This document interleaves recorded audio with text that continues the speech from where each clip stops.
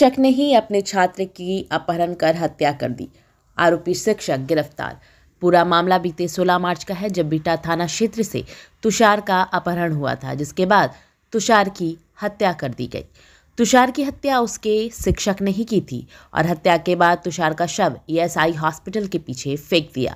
इस घटना के मुख्य अपराधी मुकेश कुमार को पुलिस ने गिरफ्तार कर लिया और अपहरण करने से 1 से 2 घंटे के बाद ही तुषार की हत्या कर दी।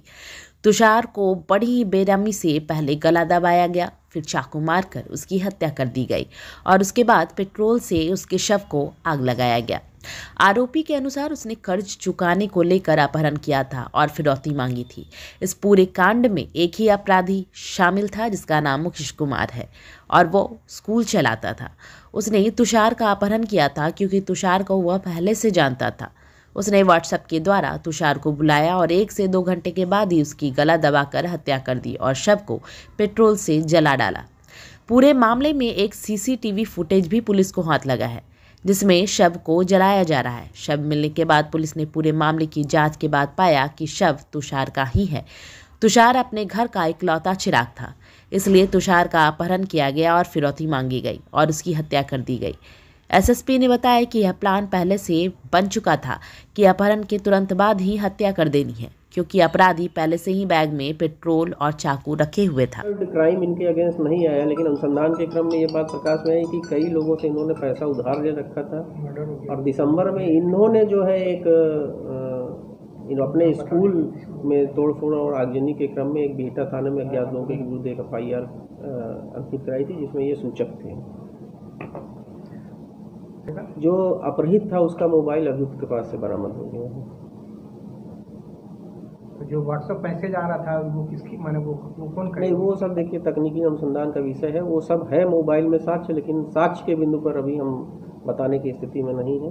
उसमें हम लोग FSL की मदद ले रहे हैं। जो 100 बरामद हुआ था, जिस अवस्था में बरामद हुआ था, हम लोगों ने विशेष प्रयास करके एम्स में उसका पोस्टमार्टम कराया जा रहा है। हमने अनुरोध किया है डॉक्टर्स से कि उसका DNA भी प्रिजर्व करेंगे, जिससे वैज्ञानिक तरीके से 100 की पहचान भी स्पष्ट की जा सके, साबित की जा सके। तो अनुसंधान कई बिंदुओं पर एक साथ चल रहा है, लेकिन जितने एविडेंस थे वो सारे एविडेंस जो है बहुत क्लियर हैं, बहुत स्पष्ट हैं और उसमें कोई संदेह नहीं। तो ये पहचान कैसे हुई? सब मिला तो आप लोग पहचान कैसे की कि बच्चे का हिस्सा होगा? नहीं, ये तो हम लोग पहचान नहीं किए। 100 मिलने के बाद हम लोगों ने तुरंत ये निष्कर्ष नहीं निकाला था कि बच्चे का 100 है, लेकिन 100 के आसपास कुछ ऐसी चीज़ें मिली थी जिसके आधार पर हम फर्दर इन्वेस्टिगेट करने लगे थे और इन्वेस्टिगेशन के क्रम में, तकनीकी साक्ष्यों के क्रम में, संकलन के क्रम में बहुत चीज़ें ऐसी आई कि लेटर स्टेज पे ये लगने लगा कि ये दोनों घटनाएं एक दूसरे से जुड़ी हुई हैं। मुकेश ने इस बात को स्वीकार किया क्या? उसने स्वीकार किया, ये तो हम पहले बताया, उसने स्वीकार किया। पहले चाकू से मारा फिर जला? नहीं, उसने जो बताया है पूछताछ क्रम में कि उसने जो है पहले गला दबाया और उसके बाद ये श्योर होने के लिए मर गया कि उसको जो है फिर चाकू से मारा और उसके बाद 100 को जलाया। सर, अपहरण के बाद मुकेश की एक्टिविटी क्या रही? उसे अपहरण किया, 1.5 घंटे मर्डर कर दिया, मर्डर करने के बाद फिर मैसेज किया उसी के मोबाइल से। देखिए, उसने, क्योंकि हमको CCTV फुटेज भी मिला है 100 को जलाने का, वो 8:30 बजे का है।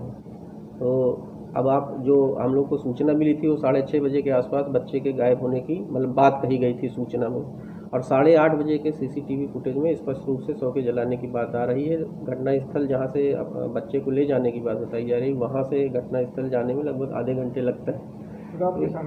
तो रात को 8:30 बजे ही, उसके पहले ही उसकी हत्या कर दी गई थी, क्योंकि जो CCTV में आग जलने की स्थान दिख रहा है जहाँ से बाद में 100 बरामद हुआ है, इसका मतलब 1.5 से 2 घंटे के बीच ही सारी घटना कर दी गई थी।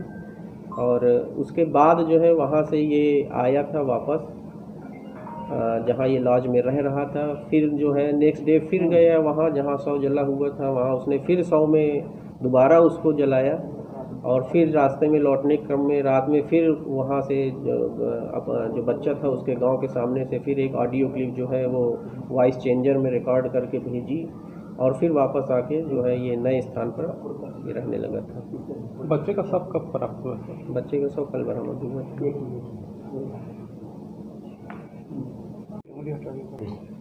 जैसा कि आप लोग जानते हैं, 16 तारीख को बीटा थाना अंतर्गत कनौली ग्राम से एक 12 वर्षीय बच्चा तुषार राज का अपहरण हो गया था।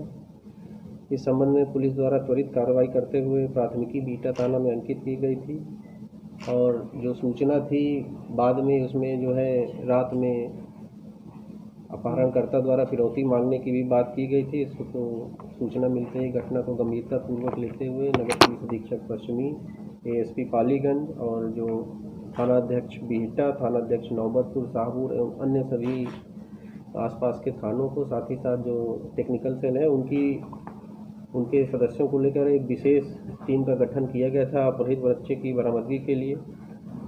टीमों को अलग अलग जिम्मेदारी सौंपी गई थी। एक टीम जो है जो अपहृत था उसके जो दोस्त थे, उसके जो परिचित थे, उनसे पूछताछ कर रही थी। एक टीम जो है पूरे रास्ते के सीसीटीवी फुटेज का संकलन कर रही थी और साथ ही साथ जो है एक टीम जो है जो तकनीकी अनुसंधान था वो कर रही थी।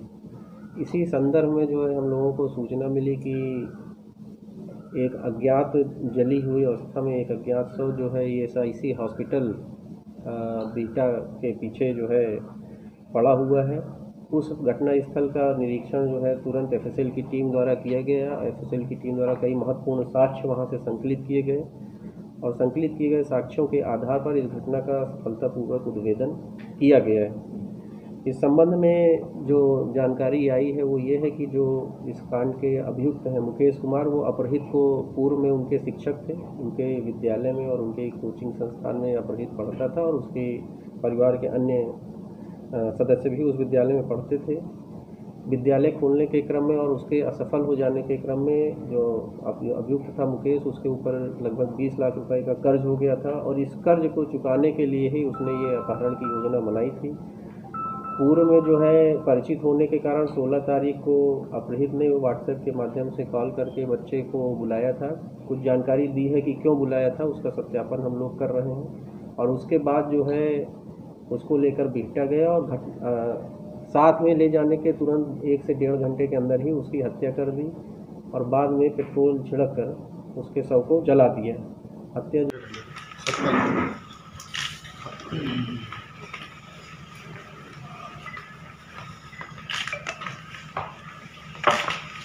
एक मिनट भाई।